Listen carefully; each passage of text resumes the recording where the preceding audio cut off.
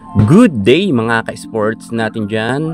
Galleries Tower High-Risers, nagsialisan ang ibang mga players at kasama na nga dito ang isa sa mga masasabi natin magaling ng kanyang kapanahunan na si Joanna Maraguinot.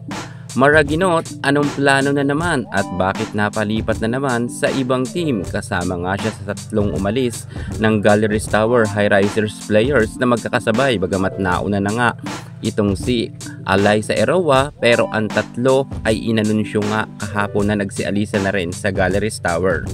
Jo Maraguinot, usap-usapan ang kanyang lilipatan ay sa Choco Mucho ba? Sapagkat naroon nga raw si Boss Dina Wong at Maddie Madayag at kasama pa nga nila si Kat Tolentino. Mukhang magkakasama at magkakaroon ng reunion ang mga players ng Ateneo Blue Eagles. Tara, pag-usapan natin kung saan team pwede lumipat itong si Jo Maraguinot at ilan jersey na ba ang kanyang naipon dahil nga sa palipat-lipat siya ng team. Pero syempre bago ang lahat, kung bago ka muna sa aking channel, ano pang hinihintay nyo? Subscribe na, click ang ating notification bell para lagi kang updated sa lahat ng issues sa volleyball. Susunod na!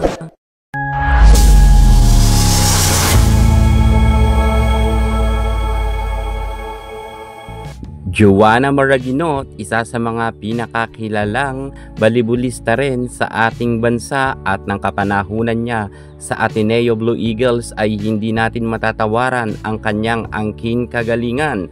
Bagamat itong si Jo Maraguinot ay medyo nagkaroon nga ng injury at sa kanyang pagbabalik ay hindi na nga ganoon ang kanyang kalakasan. Pero masasabi natin na narito pa rin naman ang talent ni Joanna Maraguinot at kayang-kaya niya pa rin makipagsabayan.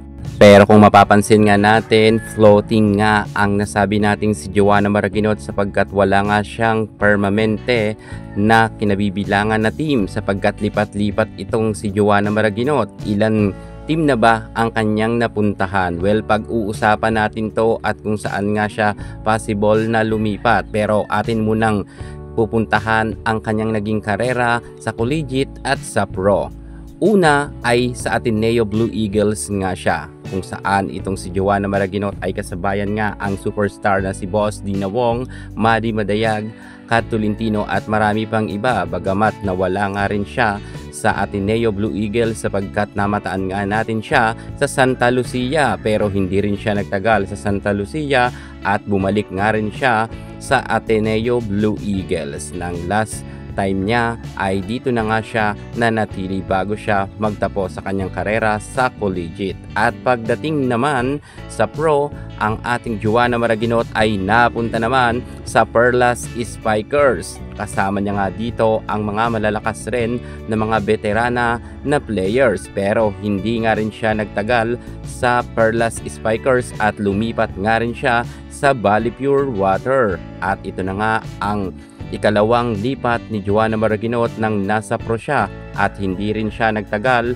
sa Bali Pure at lumipat nga rin siya sa Akari Chargers. Grabe talaga itong si Joanna Maraguinot sapagkat binibigyan talaga siya ng pagkakataon na maipaangat niya pa rin at maipakita ang kanyang talent sa loob ng court. Pero mukhang nagiging off nga siya at sa ikalawang pagkakataon o pangatlo, lumipat nga siya sa Next Led Chameleons. At dito naman sa Next Led Chameleons ay nagulat rin tayo sapagkat akala natin dito na mananatili itong si Joanna Maraguinot dahil narito nga ang kanyang kapatid. Ngunit nagulat tayo na ang 2024 hanggang 2025 ay nasa next leg siya, pero bago matapos or magtapos ang taon ay lumipat nga itong si Joanna Maraguinot sa Galleries Tower High-Risers. Pero ito pa ang mas ikinakagulat nga natin sapagkat hindi pa nga siya matagal sa Galleries Tower ay nag-over the backod na naman itong si Joanna Maraguinot. So ibig sabihin talagang nagkaroon siya ng 7 jersey. Iba-ibang team ang kanyang napuntahan.